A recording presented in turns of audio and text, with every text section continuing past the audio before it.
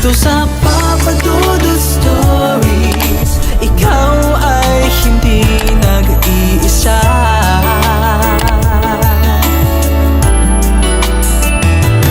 Dito sa Papa Dudut Stories, may nagmamahal sa'yo. Papa Dudut Stories,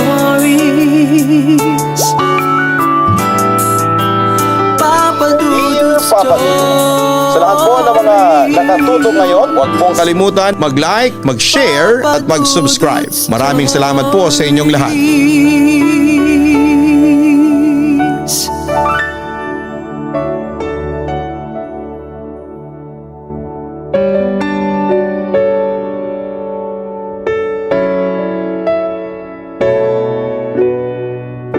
Magandang gabi po sa inyong lahat at sa lahat ng bumubuo ng napakagandang YouTube channel na hindi lang entertaining ay inspiring pa. Siya nga pala ako si Mia, nasa 23 years old na ako sa ngayon at isang loyal listener ng inyong programa sa radyo. Papa Dudut, marami akong gustong i-share sa inyo. Ang totoo niyan ay nagtatalo ang isip ko kung ikikwento ko ang aking family story o yung love story ko. Pero dahil sa marami na akong napapakinggang horror stories, ay napagdesisyonan ko munang i-share sa inyo yung ilang kababalaghang na experience ng pamilya ko. Hindi naman siya nakakatakot, pero alam ko na ang iba sa inyo ay makakarelate. Papa Dudut, sa lahat ng mga laman lupa, sa mga duwende at nuno sa punso talaga ako naniniwala. Dahil bukod sa akin ay meron ding experience si Mama na ayon sa kanya ay hindi niya makakalimutan. Dalaga pa lamang po si Mama nang mangyari ang kaganapang ito. Kasama niya ang kanyang pamangkin na pinakapanganay sa aming magpipinsan. Ayon kay Mama, natatandaan niya na naroon sila umano sa luma nilang bahay doon sa may probinsya. Hindi ko na po kasi matandaan kung saang baryo yon. Pero alam ko na dito yon sa Northern Samar. Tubong katubig kasi si Lolo. Habang taga-Katbalogan naman si Lola, sila lang kasi ang naiwan noon ng kanyang pamangkin. Sa kanilang bahay, naglalaro-laro sila. At siya din ang tumayong ate nito. Halos hindi naman din kasi ganon kalayo ang agwat ng kanilang mga edad. Kaya ganon na lang din sila ka-close, parehas pa silang babae. Si Mama kasi ay akalain mo daw umanong lalampa-lampa noon. Payat kasi siya at medyo maliit, pero matikas siyang klase ng babae noon pa lamang. Samantala ang kanyang pamangkin naman ay sobrang kulit. Napaka-cute, madaldal at masiglahin. Kaya naman lapitin siya ng mga tao. Hindi nila akalain na magiging lapitin din siya ng mga duwende at nuno sa punso. Natatandaan ko ang kwento noon sa akin ni Mama. Siya daw ay nag-aasikaso umano ng mga gawaing bahay dahil mag-aalas 6 na umano noon ng hapon. Naiwan silang dalawa dahil nagsimba o namasyal ang kanyang mga magulang. Alala niya sa sobrang kaharutan ng kanyang pamangkin ay nakatulog umano ito sa kanilang upuang kahoy at kanya itong pinabayaan. Dahil ng mga oras na yon ay nagluluto siya ng ulam at sinaing.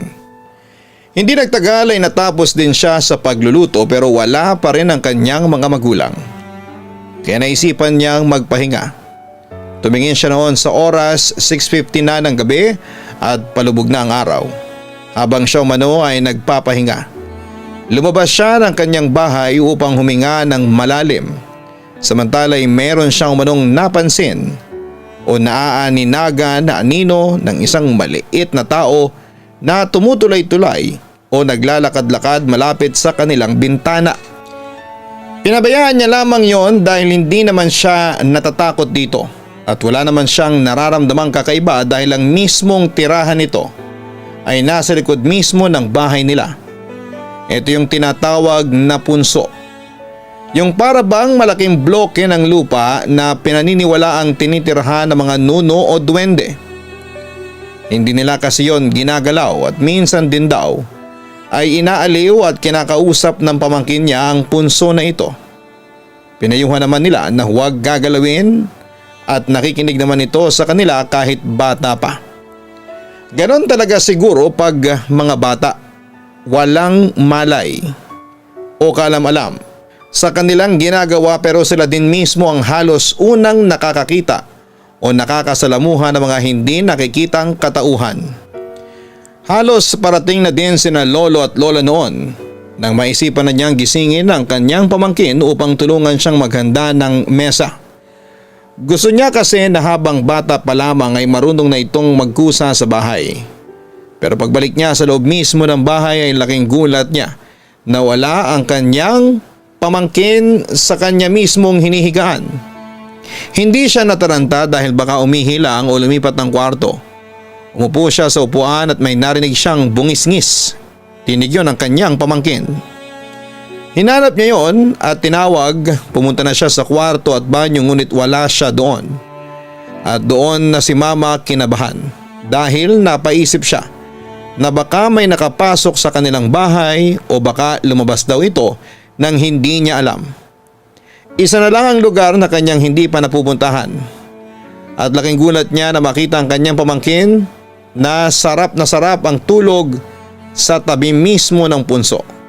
Nakangiti ang kanyang pamangkin habang natutulog ito at tila may kinakausap sa kanyang pagtulog. "Bebe, tara na, gising ka na. Parating na sila mami. Kakain na tayo," sabi daw ni mama sa kanyang pamangkin. Pero bumungis-ngis lamang ito sabay sabi na, "Sama ako, ang ganda naman dito." Laking pagtataka niya dahil wala naman siyang ibang binabanggit at nasa likod lamang sila ng bahay. Papadudot doon ang akin nilabutan at napaisip si mama na paano kung gusto na palang kunin ng nuno ang pamangkin niya na nakatira mismo doon sa punso. Inaaya at inaakit na siya dahil mapapansin namang gusto na ng bata na sumama. Doon siya nakiusap ng mahinahon sa harapan ng punso. "Mawalang galang na po sa inyo. Hindi ko man po kayo nakikita pero nakikiusap po ako. Kung pwede po sana na hindi niyo na po ako gambalain. Ang pamangkin ko, mabait po siya na bata at alam ko po na naaaliw lamang po kayo sa kanya. Ngunit may pamilya po siya dito. Inaalagaan naman po namin siya at hindi naman po namin ipagdadamot sa inyo bilang kaibigan niya." Pagkatapos noon ay kinarga na niya ang bata at doon ito nagsimulang umiyak at magising. Pagka-uwi naman ni na lolo at lola ay doon nagsimulang magkwento ang aking mama at natakot siya ng husto pero laking pasasalamat din niya dito dahil kahit papaano ay nailigtas at walang nangyaring masama sa kanyang pamangkin. At kwento pa ni mama sa akin noon, nakikipaglaro pa rin daw ang nuno sa pamangkin niya. Pero sabi ng bata sa kanya ay huwag daw silang matakot sa nuno dahil hindi raw siya nito sasaktan o kukuhanin. Nangako pa raw ang nuno na bibigyan pa sila ng swerte dahil sa magandang pagtrato ng pamilya ni mama sa kanya.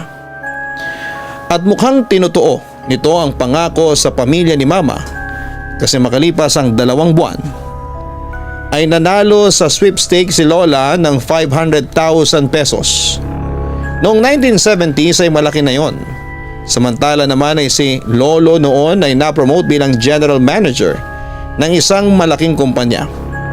Tapos napalago pa ni lola ang perang napanalunan niya sa pamamagitan ng pagtatayo ng mga paupahang bahay at commercial spaces. Kaya yumaman talaga sina mama noon. Ganun pa man ay hindi nila binenta yung bahay na may nuno sa punso at sa halip ay pinamana pa nila ang property sa aking ina. Samantala na mag-asawa si mama ay doon sila tumira sa bahay na may nuno sa punso. Pero bago tumira si mama ay nagpatawag siya ng albularyo. Hindi para paalisin ang nuno kundi para alamin kung may mga demands ba ito since bago na ang titira.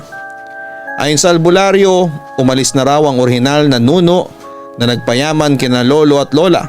Ang mga nasa punso sa kasalukuyan daw ay inokupahan ng bagong nuno. Ganun pa man, ginawa pa rin ni mama at papa ang lahat para huwag magambala ang nuno sa punso sa likod ng bahay. Kapag may sobra ay inaalayan pa nga nila ito ng sariwang prutas o gulay. Sa kabilang banda hindi naman ang gagambala ang nuno sa aking mga magulang. Bagkos ay binigyan pa sila ng swerte nito. Hanggang sa dumating ang panahon na may panganak na nila ako. Bata pa lamang ako ay naging aware na ako sa nuno sa punso sa bahay kasi palagi akong kinakausap at pinapangaralan ng aking mga magulang na maging mabait at respetuhin ang nuno. Pero syempre Papa Dudut, alam naman nating likas sa isang bata ang pagiging malikot dahil nag-explore pa ito ng kanyang surroundings. At yun nga Papa Dudut, maingay at malikot akong bata at noong mga panahong yon ay matigas ang aking ulo. Kaya palagi akong napapagalitan at napapalo noon ni Mama. At dahil din siguro sa kalikutan ko ay naiinis din sa akin ang nuno sa punso. Natatandaan ko, grade 1 ako noon nung nangyari ito. Nagsimulang magkasingaw ako sa bibig. Akala ko at ng mga magulang ko ay normal lamang yon. Pero sa paglipas ng mga araw ay parami siya ng parami. Kung hindi ako nagkakamali noon ay 11 yung singaw sa itaas na bahagi ng labi ko at sa baba naman ay 11 din. Siyempre sobrang sakit noon. Isa pa nga lang singaw ay masakit na. Yun pa kayang nasa 22. Papa Dudut, halos hindi ako makapagsalita ng maayos. Kahit makapag-toothbrush ay sobrang nahihirapan talaga ako. At higit sa lahat ay hindi talaga ako makakain kasi humahapdi kapag nasasayaran ng pagkain o tubig ang mga singaw sa bibig ko. Dahil sa bata pa ako noon ay iniiyak ko lamang yung sakit na nararamdaman ko. Kaya nung ipaalbularyo ako ni Papa sa isang manggagamot ay kumuha siya ng bond paper at hinati ito sa 6 at yung isang piraso ay nilagyan niya ng langis. Kakaiba yung amoy nito, sobrang bango. Parang amoy sampagita siya. Nilagay ito ng albularyo sa noo ko at dinasalan. Noong pagtingin sa bond paper ay may lumitaw na parang isang maliit na tao at kulay pula daw ito. Galit na galit daw sa akin. Mamayang kaunti Papa Dudut ay tinanong ako ng albularyo kung may ginawa daw ba ako bago nangyari ang insidente. Siyempre sumagot ako, ang natandaan ko lang is yung naglalaro kami ng 3 kong kaibigan sa likod bahay at aksidente kong nasipa ang punso. Ayon naman sa albularyo, matagal na raw nagagalit sa akin ang nuno dahil sa pagiging pasaway kong bata. Kaya pinayuhan ako noon ng albularyo na palaging makinig sa mga pangaral at utos ng aking mga magulang. Pagkatapos ng kaunting serbon ay dinasalan niya ako ng kung ano-ano. Ang buong akala ko Papa Dudut ay gagaling na ako pagkatapos noon. Pero hindi. Dahil halos 2 buwan pa akong pinahirapan ng mga singaw sa bibig ko. Hindi na nga ako makakain ng masarap dahil sumasakit talaga. Tanging lugaw na nga lang ang kinakain ko tapos kalbaryo pa kasi napapaiyak talaga ako sa sobrang hapdi kapag nasasayaran ng pagkain ng mga singaw ko. Samantala sinubukan na rin akong dalhin noon sa doktor at pinainom na ako ng mga gamot. Pero walang epekto. Hindi talaga ako gumagaling-galing dahil sa hirap na naranasan ko. Nakita ko minsan si Mama na nakaluhod sa punso at umiiyak siya. Nakikiusap sa nuno na patawarin ako. Pero mukhang ayaw talaga ng nuno na pagalingin ako. Lumipas ang ilang buwan at hindi na ako nakapasok noon sa eskwelahan. Tumira din muna ako sa bahay ni na lolo at lola pero hindi pa rin ako gumaling. Kaya nakiusap ako noon kay Mama na bumalik ulit ako sa bahay namin at personal akong hihingi ng tawad sa punso. Agad naman akong sinundo noon ni Papa at pagdating sa bahay namin ay agad akong dumiretso sa punso sa likod bahay. Lumuhod ako at umiyak sa harapan nito. Hindi ko man ito nakikita pero ramdam na ramdam ko ang presensya ng nuno na alam kong nakaupo lamang sa kanyang bahay. Pakiusap po, patawarin niyo na po ako. Siguro po'y naging pasaway akong bata pero nagsisisi na po ako. Pangako po, hindi na po ako magiging makulit at susundin ko na po ang mga pangaral sa akin ni na Mama at Papa. Patawarin niyo na po ako, parang awa niyo na po, sabi ko sa nuno sa punso. Pagkatapos noon ay nag-alay sina Mama at Papa ng mga sariwang prutas at gulay na nasa loob ng isang bilao. At yun nga Papa Dudut, lumipas ang 2 araw at unti-unti nang nawala ang mga singaw ko sa bibig. Mula noon ay lagi ko nang kinakausap yung nuno sa punso at hindi na ako gumagawa ng anumang ingay sa bahay na maaaring makaistorbo sa kanya. At yun nga, naging maayos naman ang pagsasama ng pamilya namin at nung nuno sa punso. Hindi man namin siya nakikita ay tinuring na namin siyang kapamilya. Palagi namin siyang binibigyan ng alay na pagkain at kapalit naman noon ay ang magagandang opportunities na dumarating sa aming pamilya. Swerte, ika nga nila. Samantala lumipas ang maraming taon, sumapit din ako sa pagdadalaga.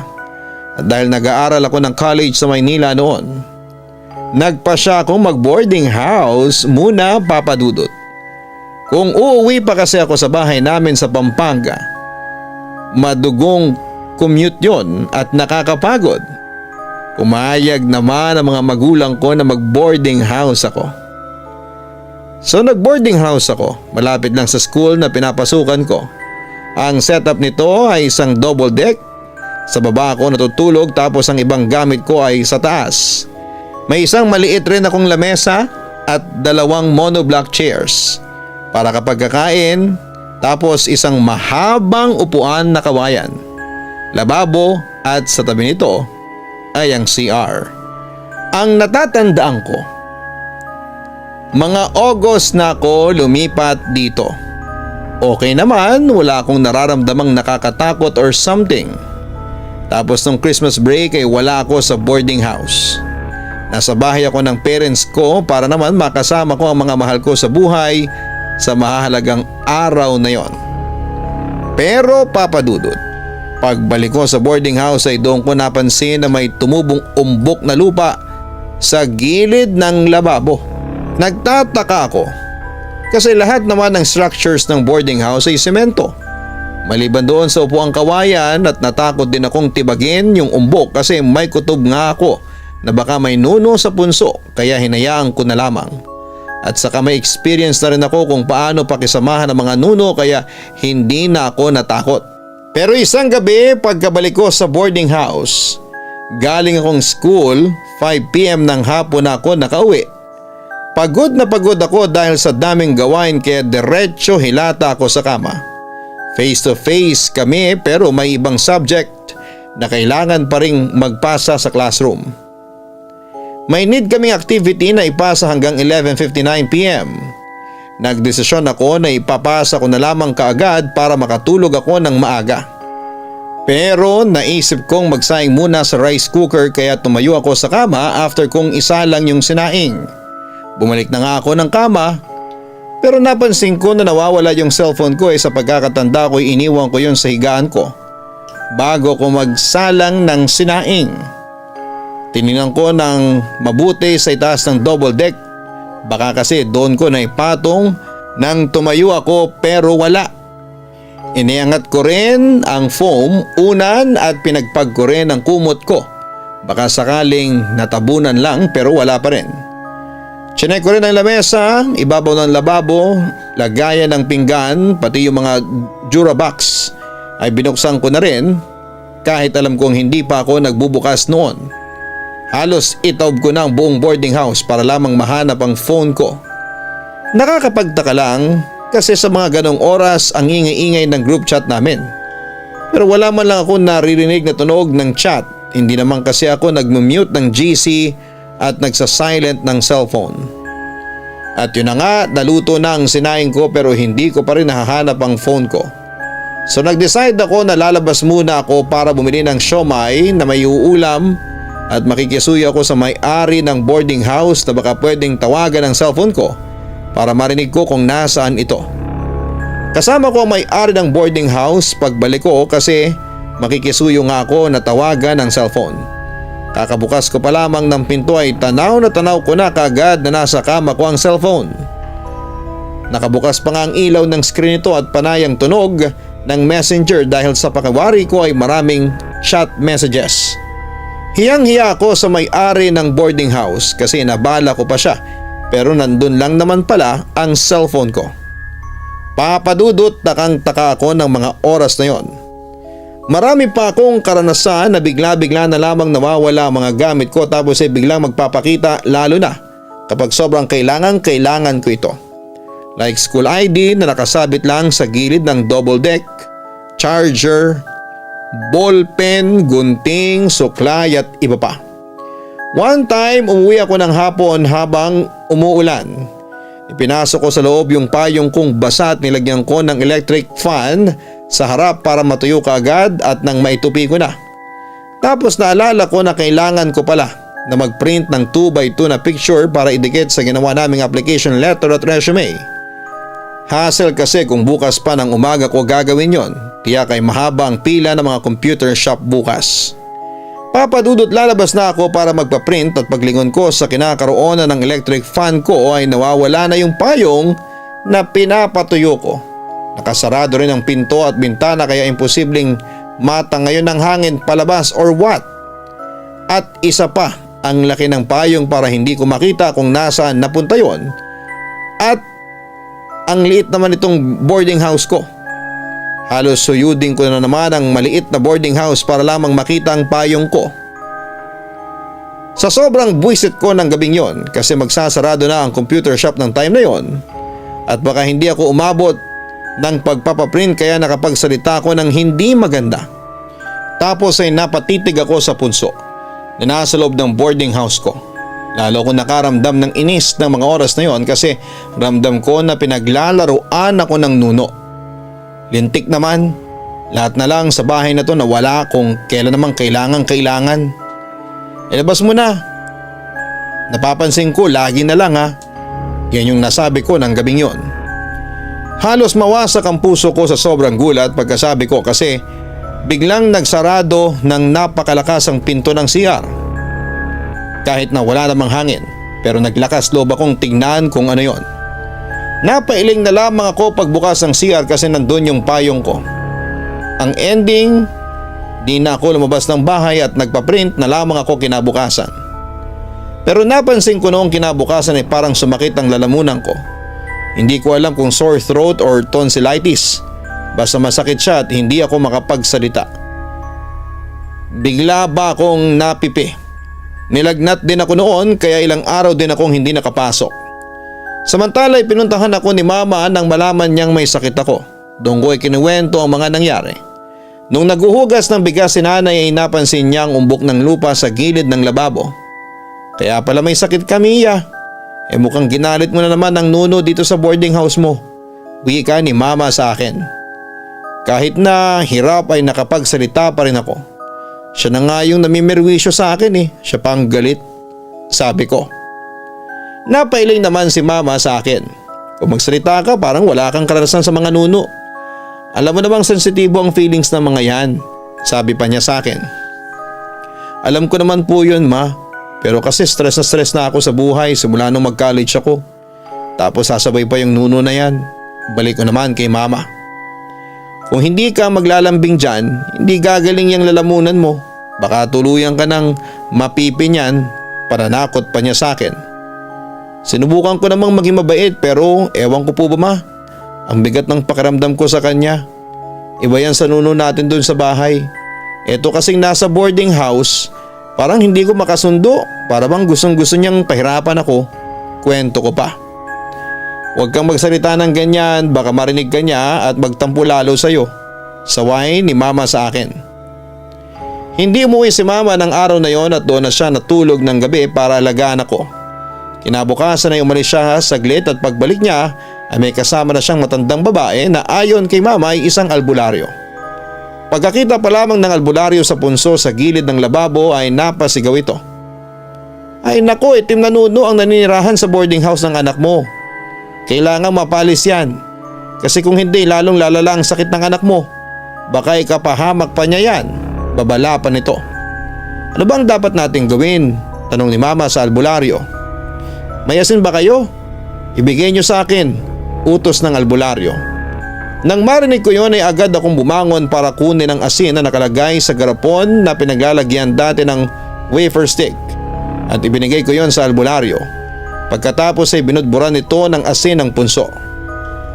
Tabi nuno po, wag na po kayo dito sa may bahay. Pasensya na po kung nagambala namin kayo, sabi pa ng matandang albularyo. Pagkatapos noon ay bumaling sa akin ang albularyo at may ipinahid na kung anong langis sa leeg ko habang may dinadasal na hindi ko maintindihan. Pero nagulat ako nang hipan niya ang leeg ko. May lumabas na usok na kulay itim sa lalamunan ko.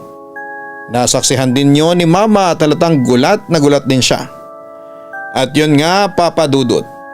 Isang araw lang yata pagkatapos dumalaw ng albularyo sa boarding house ay gumuho yung punso. Tapos ay nawala na rin yung sakit ng lalamunan ko at nakapagsalita na ako ng maayos. Patunay na umalis na nga ang itim na nuno sa boarding house ko.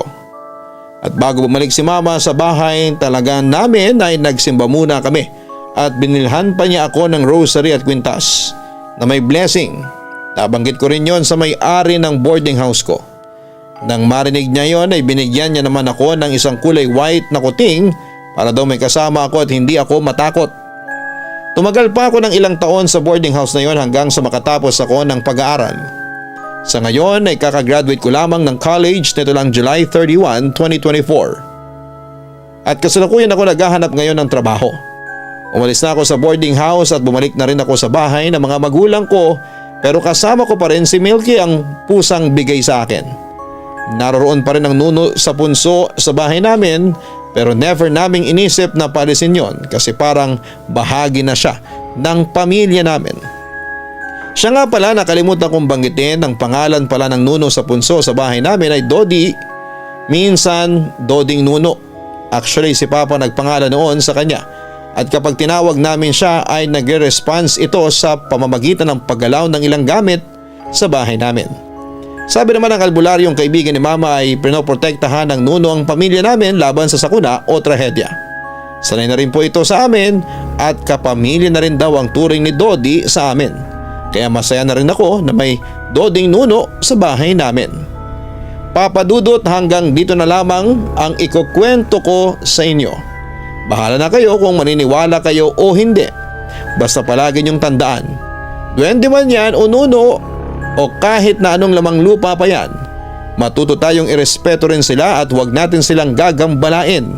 Nang sa ganon ay hindi sila maggalit sa atin at sa halip ay makapagbigay pa ito ng suwerte sa atin. Muli maraming salamat at magandang gabi sa inyong lahat. Lubos na nagpapasalamat, Mia.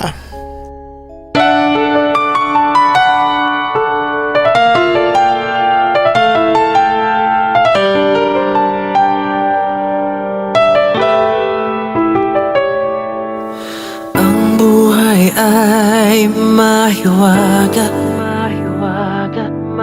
laging may lungkot at saya.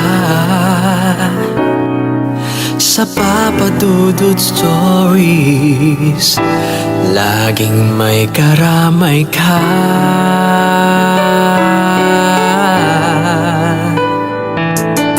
Mga problemang kaibigan,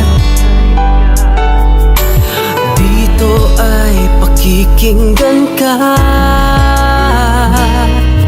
Sa Papa Dudut Stories, kami ay iyong kasama. Dito sa Papa Dudut Stories, ikaw ay hindi nag-iisa.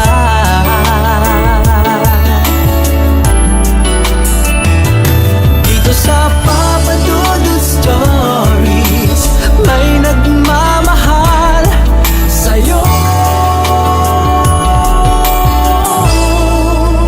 Papa Dudut Stories, Papa Dudut Stories,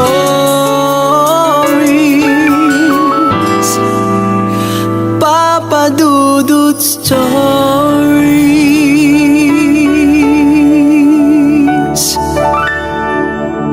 Hello mga ka-online, ako po ang inyong si Papa Dudut. Huwag kalimutan na mag-like, mag-share at mag-subscribe. Pindutin ang notification bell para mas maraming video ang mapanood ninyo. Maraming salamat po sa inyong walang sawang pagtitiwala.